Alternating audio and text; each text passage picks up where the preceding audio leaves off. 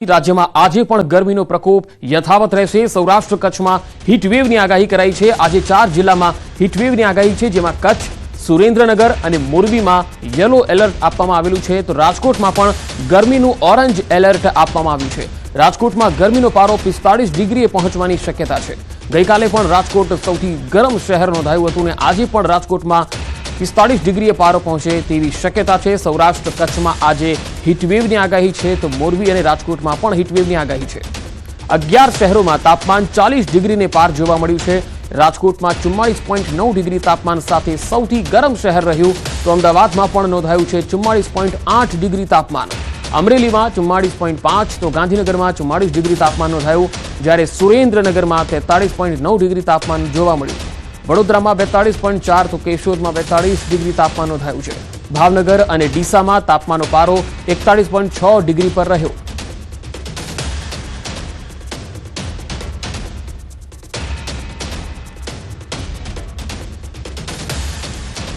તો 11 શહેરોમાં તાપમાનનો પારો 40 ડિગ્રીને પાર જોવા મળ્યો છે। રાજકોટ 44.9 ડિગ્રી સાથે સૌથી ગરમ શહેર રહ્યું છે, જ્યારે તેના પછી અમદાવાદ 44.8 ડિગ્રી સાથે સૌથી ગરમ શહેર બીજા નંબરનું રહ્યું।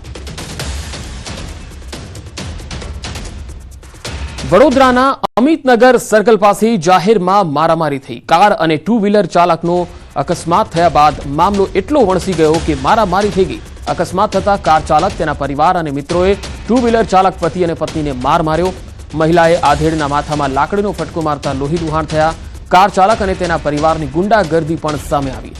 ઘટનાને પગલે લોકોના ટોળા ભેગા થયા। લોકોએ વચ્ચે પડી મામલો થાળે પાડ્યો। ઘટનાને પગલે પોલીસ પણ સ્થળ પર આવી પહોંચી હતી। પોલીસની હાજરીમાં પણ મહિલાએ આધેડને માર મારતા અનેક સવાલ ઉઠ્યા। મહિલા અને તેના પરિવારે આધેડ પર યુવતીની છેડતીનો આરોપ પણ લગાવ્યો। આધેડે કહ્યું, તમામ આરોપો ખોટા, મને અને મારી પત્નીને માર મરાયો।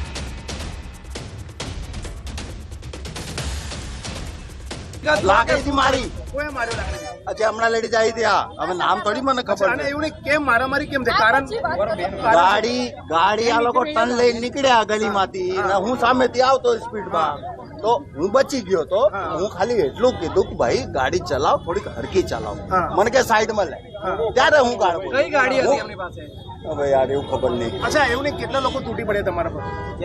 આ લોકો 4-5 જણા હતા। દવાખાના નથી તમે?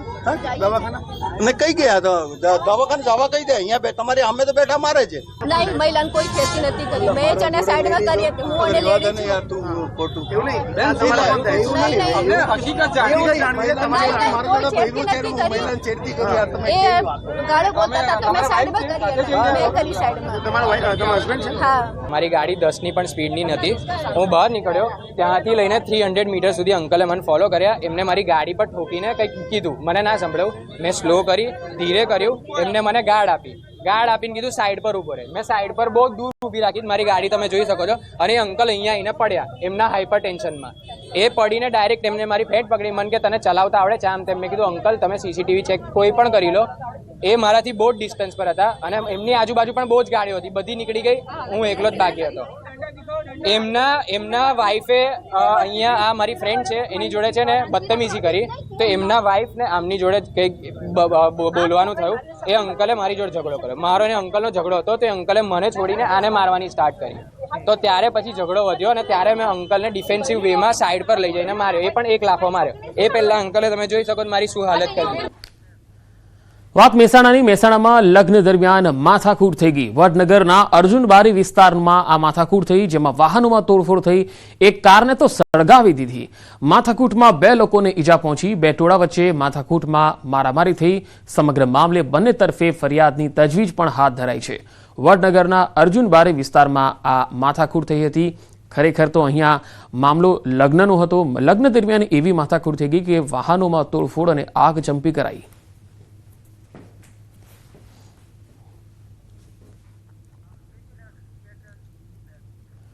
ઉપલેટા ટોલ નાકાને ખાનગી બસ ચાલકે ઉડાડ્યું। કર્મચારીઓ માંડ માંડ બચ્યા। કંઈક આ રીતે ઉપલેટા ટોલ પ્લાઝા પર ખાનગી બસ ચાલકે આતંક મચાવ્યો. વિનાયક ટ્રાવેલ્સના ડ્રાઈવરોની દાદાગીરી કેમેરામાં કેદ થઈ ગઈ છે. ઉપલેટા ટોલ નાકે ટોલ ભરવા બસ ઊભી રાખવાની બદલે ટોલ નાકું આવતા જ પૂરપાટ બસ ચલાવી બૂમ બેરિયર તોડી બસ ચાલક ફરાર થઈ ગયો હતો, જેથી ટોલ નાકે કામ કરતા કર્મચારીઓના જીવ માંડ બચ્યા. ઉપલેટા ટોલ પ્લાઝા પર કમર્શિયલ વાહનોના ટેક્સ શરૂ કરવામાં આવતા બબાલ થઈ હતી. આ અંગે ટોલ સંચાલકો દ્વારા લેખિતમાં ફરિયાદ કરવામાં આવતા પોલીસ ફરિયાદ ન લેતી હોવાના આક્ષેપ કરાયા. ઉપલેટા પોલીસ દ્વારા ટોલ સંચાલકોની અરજી પણ ન સ્વીકારવામાં આવી હોવાનો આક્ષેપ કર્યો, જેથી ટોલના સંચાલકોએ ઈમેલથી ફરિયાદ કરી છે. ટોલ પ્લાઝા સંચાલકો દ્વારા કાર્યવાહીની માંગ કરાઈ છે. મસ્તી કરવાની ના પાડતા મોરબીના માર્કેટ યાર્ડમાં યુવાન પર થયો હુમલો. કેટલાક શખ્સો આવ્યા અને વેપારીઓ પર ધોકા લઈને તૂટી પડ્યા. મચી ગઈ અફરાતફરી. ખતરનાક મારામારીના દ્રશ્યો મોરબી માર્કેટ યાર્ડના છે. અહીં બે વેપારીઓ જંગે ચડ્યા હતા. માર્કેટ મારામારીની માર્કેટ બની હતી. ધોકા લઈને કેટલાક શખ્સો યુવાન પર તૂટી પડ્યા હતા. મજાક મસ્તી કરવાની ના પાડતા ગૌતમ નામના યુવક પર ગુંડાઓ ધોકા લઈને તૂટી પડ્યા. દ્રશ્યમાં જોઈ શકાય છે કે કેટલાક લોકો ધોકા, પાઇપ સહિતના હથિયારો લઈને ઘૂસે છે. યુવાન કંઈ સમજે તે પહેલા જ દેવાવાળી કરે છે. યુવાન ન મારવા આજીજી કરી રહ્યો છે, પરંતુ ઇસમો વાત માનવા તૈયાર નથી. એક બે લોકો રોકવાનો પ્રયાસ પણ કરે છે તો ધોકામુખી લાફાવાળી શરૂ કરે છે. બબાલને લઈને લોકોનું ટોળું ભેગું થઈ જાય છે અને પછી લોકો છૂટા પડે છે, પરંતુ યુવાનને ગંભીર ઈજા પહોંચતા હોસ્પિટલે ખસેડ્યો હતો. અવારનવાર જોખમી સવારીના વિડીયો સામે આવતા હોય છે. વાપી અને વલસાડ વચ્ચે અમદાવાદ મુંબઈ નેશનલ હાઈવે પરનો એક વિડીયો સામે આવ્યો, જેમાં આ એસટી બસની પાછળ એક યુવક લટકેલો જોવા મળે છે. પૂરપાટ ઝડપે જતી બસની પાછળ એક યુવક લટકેલો છે. રાતના અંધારામાં આ રીતે ચાલતી બસમાં પાછળ લટકેલો માણસ જાણે પોતાના જીવન સાથે રમત રમી રહ્યો હોય એવું લાગે. જો કે બસની પાછળ લટકેલા આ વ્યક્તિને જોતા હાઈવેથી પસાર થતા બે બાઇક સવારોએ બસના ચાલકને તે અંગેની જાણ કરી. બસ ડ્રાઈવર આ બાબતે અજાણ હતો. બસ ચાલકને આ બાબતે જાણ થતા તેને બસને સાઈડમાં થોભાવી બસ ધીમી પડતા જ આ લટકેલો યુવક કૂદીને ત્યાંથી ફરાર થઈ ગયો. હાલ આ વિડીયો સોશિયલ મીડિયામાં વાયરલ થઈ રહ્યો છે.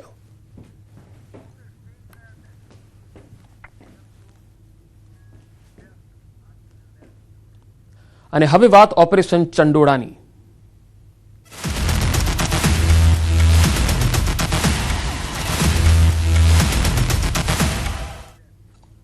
અમદાવાદના ચંડોળા તળાવ વિસ્તારમાં સતત બીજા દિવસે ડિમોલિશન યથાવત છે. આજે પણ ચંડોળા તળાવ વિસ્તારમાં ગેરકાયદે દબાણો દૂર કરવાની કામગીરી હાથ ધરાઈ. ચુસ્ત પોલીસ બંદોબસ્ત સાથે ગેરકાયદેસર દબાણો દૂર કરવાની કવાયત ચાલી રહી છે. જેસીબી, ડમ્પર, પોલીસની ગાડીઓનો ખડકલો પણ અહીંયા જોવા મળી રહ્યો છે. ડિમોલિશનની કામગીરીના ડ્રોન શોટ્સ પણ સામે આવ્યા. અમદાવાદમાં બાંગ્લાદેશી ઘૂસણખોરો પર ગુજરાત પોલીસ દ્વારા સૌથી મોટી કાર્યવાહી થઈ રહી છે. ગેરકાયદે બાંગ્લાદેશીઓને ડિપોર્ટ કરવાની સાથે શહેરમાંથી તેમના મૂળિયા જ ઉખેડી દેવા કવાયત ચાલી રહી છે.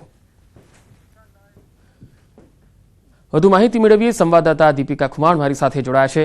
દીપિકા, હાલ ચંડોળા તળાવમાં જે કાર્યવાહી ચાલી રહી છે, ગઈકાલથી લઈને આજની કાર્યવાહીમાં હાલ કેટલા લોકો બીજા મળી આવ્યા છે અને ગેરકાયદે દબાણો જે દૂર કરવાની કામગીરી ચાલી રહી છે તે આજે કયા કયા વિસ્તારોમાં થશે?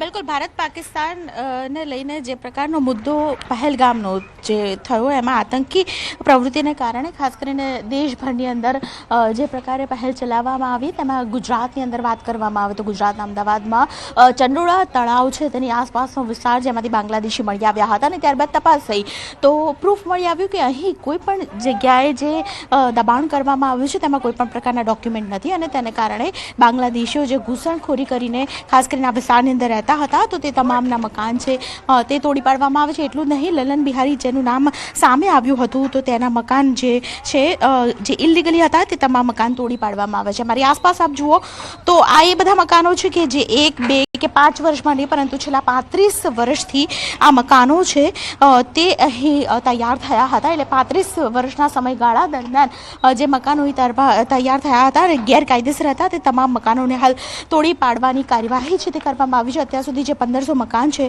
તે તૂટી ચૂક્યા છે. હજુ બી આ બંગાળીવાસ છે જે જગ્યા પર આપ જોઈ રહ્યા છો તો તે જગ્યા ઉપર ખાસ કરીને બુલડોઝર સ્ટ્રાઇક કહી શકાય ગુજરાત સરકારનું અને તેની સાથે પોલીસ વિભાગનું આ સંયુક્ત ઓપરેશન છે અને આ સંયુક્ત ઓપરેશન અંતર્ગત હજુ પણ આપ જોઈ રહ્યા છો કે મોટી સંખ્યાની અંદર લોકો છે જે પોતાનો સામાન બહાર કાઢીને ઘરની બહાર કાઢીને બેઠા છે. આ વિઝ્યુઅલ્સ આપ જોઈ રહ્યા છો જ્યાં પોલીસ અધિકારીઓની ટીમ પણ અહીં ઉપસ્થિત છે. દરેક જગ્યાએ ખાસ કરીને ક્રાઇમ બ્રાન્ચનો સ્ટાફ પણ અહીં ઉપસ્થિત છે અને દરેક જગ્યાએ જે મકાન તોડવામાં આવી રહ્યા છે તેની કાર્યવાહી ચાલી રહી છે. 60 જેટલા જેસીબી છે તે સ્થળ પર આજે પણ છે અને આ તમામ જે છે લોકો સૌથી પહેલાં પોતાનો મકાનનો સામાન છે તે બહાર કાઢે છે અને ત્યારબાદ તેમના મકાન ઉપર બુલડોઝર ફેરવી દેવાયા છે. બુલડોઝર સ્ટ્રાઇક કહી શકાય કારણ કે છેલ્લા ઘણા સમયથી જે પ્રકારની કાર્યવાહી થઈ રહી હતી ને ત્યારબાદ આ કાર્યવાહી અંતર્ગત અહીં લોકો છે તેની ઉપર જે લોકો ઘૂસીને આવ્યા હતા અને ઇલીગલી અમદાવાદમાં રહેતા હતા તમામ ઉપર હવે સરકારનું બુલડોઝર સ્ટ્રાઇક છે તે કહી શકાય તે પ્રકારની કાર્યવાહી હાલ આજે પણ થઈ રહી છે. આજે બીજો દિવસ છે. પંકજ.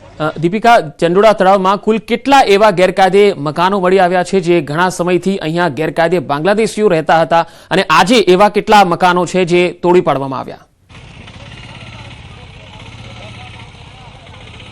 છેલ્લા ઘણા સમયથી બાંગ્લાદેશથી જે લોકો આવતા હતા તે લોકો અહીં રહેતા હતા. આઈબીના સૂત્રોના મુજબ આપણે જો વાત કરીએ તો તેમના ક્યાંક ને ક્યાંક કનેક્શન કહી શકાય કે આતંકી પ્રવૃત્તિ સાથે પણ જોડાયેલા હોય તેવું આઈબીના સૂત્રોનું કહેવું છે. પરંતુ નક્કર કોઈ વાત કહેવી તે હાલ યોગ્ય નથી. પરંતુ હાલ અત્યારે પરિસ્થિતિ એવી પ્રકારની છે કે લોકો છે જેમના પાસે ડોક્યુમેન્ટ વેરીફાઈ કરવામાં આવ્યા અને વેરિફિકેશન દરમિયાન નક્કી કરવામાં આવ્યું કે આ જગ્યા છે તે ઇલીગલી છે. જે જગ્યા પર રહે છે તે ઇલીગલી છે. તેમની પાસે પોતાના ગુજરાતના હોવાના ભારતના હોવાના કોઈ પણ પ્રકારના પુરાવા નહોતા મળ્યા અને ત્યારબાદ ડિપોર્ટ કરવાની જે કાર્યવાહી છે તે કરવામાં આવી. જોકે હાલ આ પરિસ્થિતિને લઈને જે જગ્યા ઉપર તેઓ રહેતા હતા તે તમામ પ્રકારના કહી શકાય કે બંગાળી વાસની પાસે વાત હોય કે પછી દશામાની મંદિરની આસપાસની વાત હોય, આ ચંડોળા તળાવની આસપાસ એટલું બધું દબાણ કરવામાં આવ્યું છે કે લગભગ 2500થી લઈને 3000થી પણ વધારે મકાનો છે તે તોડી પાડવાની આ કાર્યવાહી છે તે કરવામાં આવી રહી છે અને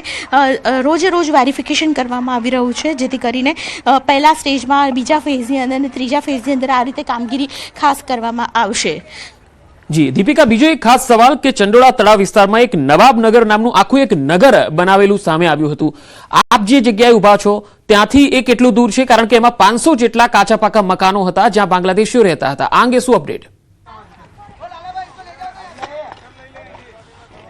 બિલકુલ, જે નવાબનગર વિસ્તાર છે તે નવાબનગર વિસ્તારની અંદર કાચા પાકા મકાનો થઈને 3500 જેટલા મકાનો છે તે ચણવામાં આવ્યા હતા અને આ વિસ્તારની અંદર જે તમામ મકાનો છે તે ગેરકાયદેસર હોવાનું પણ ક્યાંક ને ક્યાંક સામે આવ્યું છે. જોકે ટોરેન્ટ દ્વારા જે વીજ કનેક્શન કાપી નાખવામાં આવ્યું અને ત્યારબાદ હવે આ જે બુલડોઝર ફર્યું છે તે આગામી સમયની અંદર પણ આ પ્રકારની કાર્યવાહી ચાલુ રહેશે. જોકે નવાબનગર જે વિસ્તાર છે અચાનક જ રાતોરાત જાણે કે ઊભો થઈ ગયો અને તળાવની આસપાસ ઊભો થઈ ગયો હોય તેવું હતું અને તેને કારણે ખાસ કરીને હવે ગેરકાયદેસર જે મકાનો છે તેની ઉપર બુલડોઝર ફરી રહ્યા છે. પંકજ, આપને એ પણ જણાવી દઉં કે જે સરકારના નીતિ નિયમો છે તેમાં તળાવનો એરિયા જે છે તે તળાવ એરિયાની આસપાસ કોઈ પણ પ્રકારનું દબાણ છે તે ન કરી શકાય અને આ પ્રકારની જે ચંડોળા તળાવ છે તે હાલ તો ગુજરાત સરકાર હસ્તક છે પરંતુ ચંડોળા તળાવની આસપાસનો જે વિસ્તાર છે તેને દબાણ કરી દેવામાં આવ્યો હતો અને આ દબાણ અંતર્ગત હવે આ દબાણ છે તેને દૂર કરવામાં આવી રહ્યું છે. હજુ પણ જે કાટમાળ છે લગભગ આ કાટમાળને હટતા હજુ પણ 6 મહિના થશે પરંતુ સૌથી પહેલાં બુલડોઝર ફરશે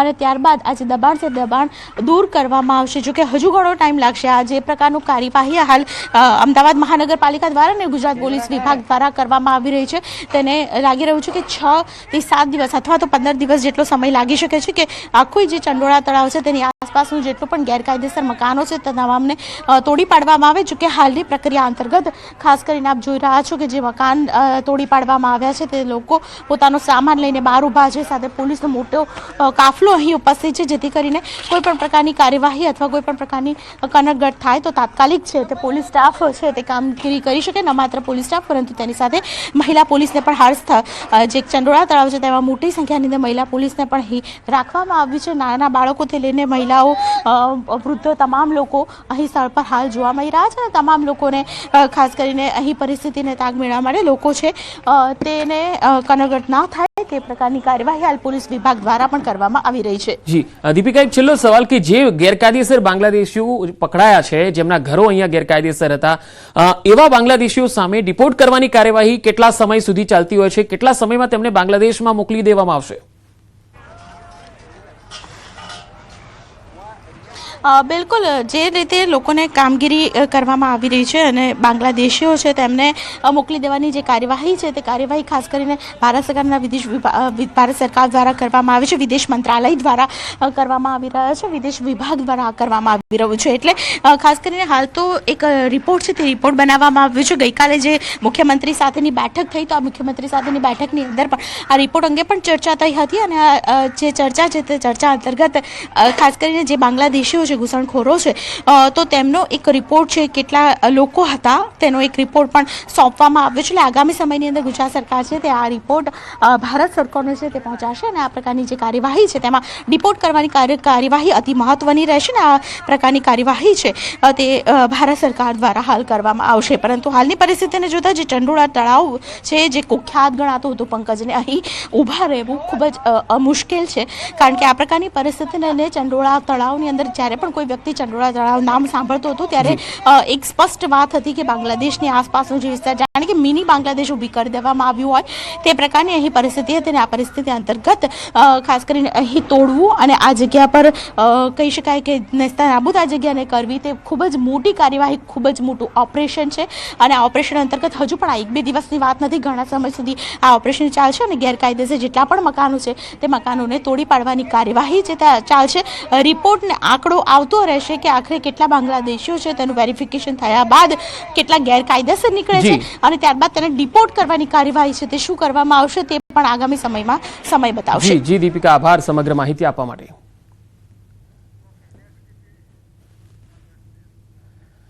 આ તરફ જૂનાગઢના ધારાગઢ દરવાજા વિસ્તારમાં પણ ડિમોલિશનની કામગીરી શરૂ થઈ છે. પ્રથમ તબક્કામાં 59 મિલકતોનું ડિમોલિશન હાથ ધરાયું. 50 કરોડની જમીન ખુલ્લી કરવાની કામગીરી શરૂ કરવામાં આવી. 16,000 ચોરસ મીટરમાં ડિમોલિશનની કામગીરી કરાઈ છે. 10 ટ્રેક્ટર અને 10 જેસીબીની મદદ લેવામાં આવી તો 400 થી વધુ સ્ટાફ તૈનાત કરવામાં આવ્યો.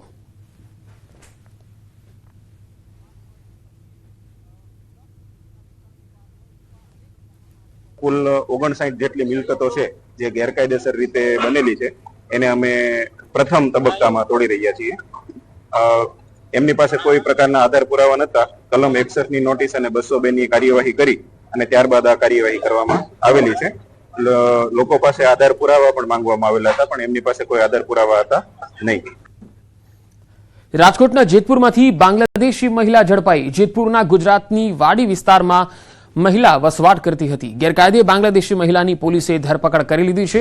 રૂકસાના નામની મહિલા વિઝા કે પછી સરકારી મંજૂરી વિના અહીંયા રહેતી હતી.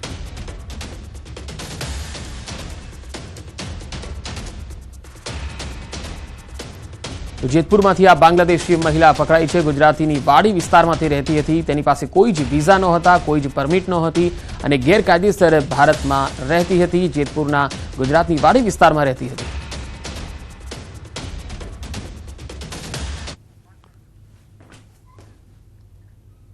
આગળ વધુ સમાચારો પર નજર કરીશું. હાલ રોકાઈશું એક બ્રેક માટે.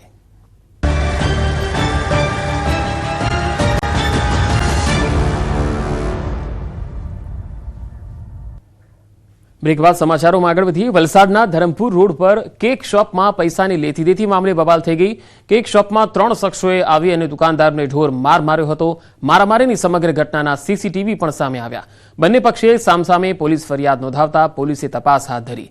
ધરમપુર રોડ પર આવેલી કેક શોપના માલિક સુમિત મિશ્રા હાજર હતા. જે દરમિયાન દુકાનમાં પીઓપી અને ઇન્ટિરિયરનું કામ કરનાર ચેતન ઠાકુર અને તેના 2 સાથીઓએ દુકાન પર પહોંચી બિલના બાકી પૈસાને લઈ બબાલ કરી. દુકાન માલિકને માર મારી તોડફોડ પણ કરી હતી.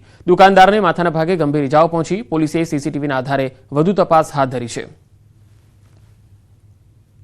તો સીસીટીવીમાં આખી ઘટના કેદ થઈ છે. કેક શોપમાં પૈસાની લેતી દેતી મામલે બબાલ થયેલી જોઈ શકાય છે. પૈસા બાકી હતા જે આપી નહોતા શક્યા અને તેના કારણે તે દુકાન પર આવીને મારામારી કરવા લાગે છે. તસવીરોમાં તમે જોઈ શકો છો કે આખી ઘટના છે મારામારીની કેદ થઈ છે. ધરમપુર રોડ પર આવેલી કેક શોપના માલિક સુમિત મિશ્રા જ્યારે તેમની દુકાન પર હતા એ દરમિયાન દુકાનમાં પીઓપી અને ઇન્ટિરિયરનું કામ કરનાર ચેતન ઠાકુર અને તેના 2 સાથીઓએ દુકાન પર પહોંચી અને બિલના પૈસા જે હતા બાકી હતા તેને લઈને બબાલ કરી. વધુ માહિતી મેળવીએ. વલસાડથી સંવાદદાતા ભરતસિંહ વાઢેર જોડાયા છે. ભરત, આ જે મારામારી કરનાર શખ્સ છે શું તેની સામે કોઈ કાર્યવાહી થઈ શકે છે? બિલકુલ પંકજ, જ્યારથી આ વિડીયો સોશિયલ મીડિયામાં વાયરલ થયો છે ને, બનાવ વખતે જ છે દુકાનદારે છે પોલીસનો સંપર્ક કર્યો હતો ને આ મામલે વિધિવત રીતે પોલીસ ફરિયાદ પણ દાખલ થઈ છે. ચેતન ઠાકુર નામનો આ વ્યક્તિ છે જેણે આવી અને અહીંયા આગળ દુકાનમાં ધમાલ મચાવી હતી, તોડફોડ કરીને સાથે દુકાનદારને પણ માર માર્યો હતો. અત્યાર સુધી જે માહિતી બહાર આવી રહી છે એ મુજબ જે આરોપી ચેતન છે એને અહીંયા આગળ આ દુકાનની અંદર ઇન્ટેરિયરનું કામ કર્યું હતું ને એના હિસાબના પૈસા બાકી હોવાના મામલે બંને વચ્ચે અહીંયા આગળ બોલાચાલી થઈ હતી ને ત્યારબાદ આવેશમાં આવી અને તેણે આ દુકાનદાર પર આ રીતને દાદાગીરી કરી હતી. જોકે આ મામલે હવે બંને પક્ષો તરફથી સામે ફરિયાદ પણ દાખલ કરી છે. દુકાનદારે છે એ દાદાગીરીની ફરિયાદ અને તોડફોડની ફરિયાદ દાખલ કરી છે, જ્યારે સામે પક્ષે પણ એ રીતના જ દુકાનદાર પર વિરુદ્ધ પણ અહીંયા આગળ પોલીસ સ્ટેશનમાં રજૂઆત કરવામાં આવી છે.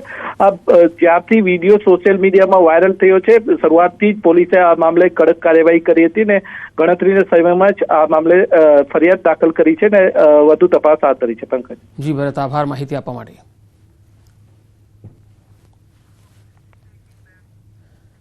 આજથી ચારધામ યાત્રાનો પ્રારંભ થયો છે. ગંગોત્રી ધામને ફૂલોથી શણગારવામાં આવ્યું છે. દેવાધિદેવ મહાદેવના દર્શન માટે ભક્તોની ભારે ભીડ જામશે.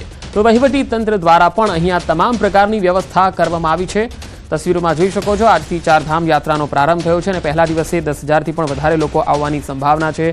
ગંગોત્રી ધામના કપાટ ખોલ્યા છે. આજથી ચારધામ યાત્રા શરૂ થવા જઈ રહી છે ત્યારે યમનોત્રી ધામના કપાટ 11:55 ખુલવાના છે. ગંગોત્રી ધામના કપાટ ખુલી ગયા છે. ગંગાની પાલખી ગંગોત્રી ધામ પહોંચી ગઈ હતી. અમદાવાદમાં ભગવાન જગન્નાથજીની રથયાત્રા પહેલા તૈયારીઓનો પ્રારંભ થયો છે. અખાત્રીજના પાવન પર્વના દિવસે ત્રણેય રથની પૂજા થાય છે.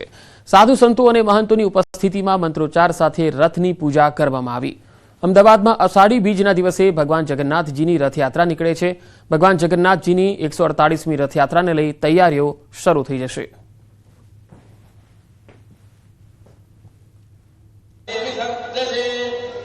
અડતાલીસમી રથયાત્રાના પૂર્વે અક્ષય તૃતીયાના દિવસે ભગવાન જગન્નાથજી, બહેન શ્રી સુભદ્રાજી, ભાઈ શ્રી બલરામજી ત્રણેયના રથોની પૂજન અર્ચન વિધિ વર્ષોથી પરંપરા પ્રમાણે થતી હોય છે.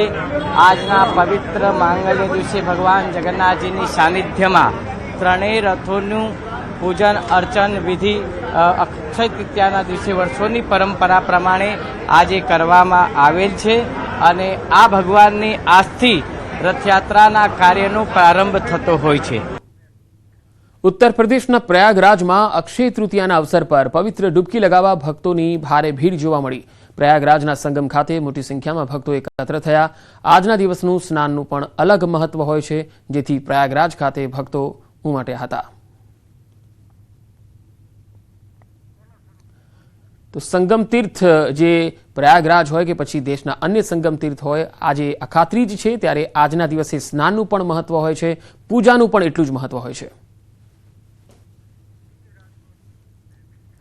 રાજકોટના ગોંડલમાં પાટીદાર અગ્રણી અલ્પેશ કથિરિયા અને ગણેશ જાડેજા વચ્ચે વિવાદ થઈ રહ્યો છે ત્યારે રવિવારે અલ્પેશ કથિરિયાના ગોંડલ પ્રવાસ દરમિયાન તોડફોડ અને બવાલ થઈ હતી, જે મામલે વધુ એક ફરિયાદ નોંધાઈ છે. અલ્પેશ કથિરિયાના આગમનને લઈ ગણેશ જાડેજાના કાર્યકર્તાઓએ તેના વિરોધમાં અનેક જગ્યાએ બેનરો લગાવેલા હતા, જે બેનરોને કોંગ્રેસના અગ્રણી દિનેશ પાતરે ફાડી રસ્તા પર ફેંકી દેતા તેની સામે ગુનો નોંધાયો. ગોંડલ શહેર પોલીસે BNSની કલમ હેઠળ ગુનો નોંધી અને તપાસ હાથ ધરી.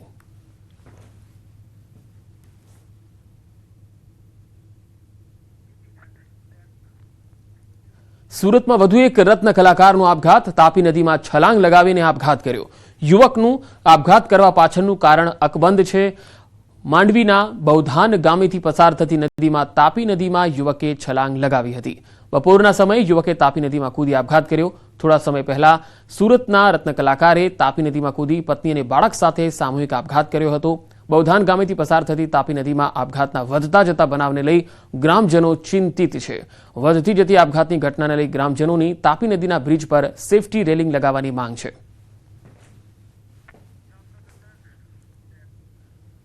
જામનગરના લાલવાડી વિસ્તારમાં ₹25 લાખના ખર્ચે 1 હેક્ટર વિસ્તારમાં વન કવચ ઊભું કરાયું છે, જેને વન અને પર્યાવરણ મંત્રી મુળુભાઈ બેરાના હસ્તે લોકાર્પણ કરાયું.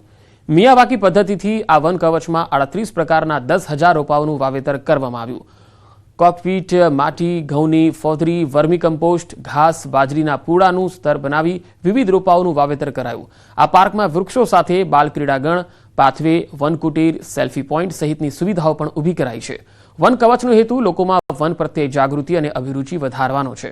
આ વનની વૃદ્ધિ ખૂબ જ ઝડપથી થયેલ છે. લગભગ 20 માસના ટૂંકા ગાળામાં 10 થી 15 ફૂટ જેટલી વૃક્ષોની ઊંચાઈ થઈ છે.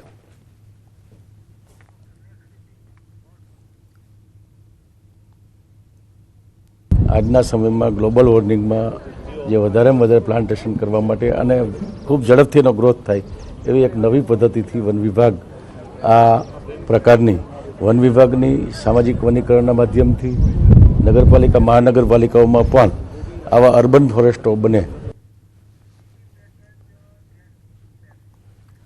જૂનાગઢમાં પક્ષીઓ માટે મુકાયા કુલર અને ફુવારા. ઉનાળાની કાળઝાળ ગરમીમાં લોકો સાથે પશુ પક્ષીઓને પણ ડિહાઇડ્રેશનની અસર થાય છે. ત્યારે જીવદયા ચેરિટેબલ ટ્રસ્ટ દ્વારા અબોલ પશુ પક્ષીઓ માટે ખાસ સારવાર આપવામાં આવે છે.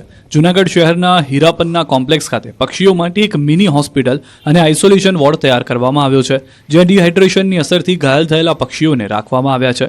આઇસોલેશન વોર્ડમાં તબીબોની ટીમ પાંજરા, કુલર, ઠંડક માટે ફુવારા, મેડિકલ સાધનો, વિટામિનના ટીપા, ORS, પાણી સહિતની વ્યવસ્થા કરવામાં આવી છે. પક્ષીઓની સારવાર કર્યા બાદ ફરી તેને નૈસર્ગિક વાતાવરણમાં છોડી દેવામાં આવશે. પશુ પક્ષીઓની સારવાર માટે ટ્રસ્ટ દ્વારા મોબાઈલ ટીમ કાર્યરત કરવામાં આવી છે. તો આ બુલેટિનમાં અત્યારે આટલું જ. નમસ્કાર.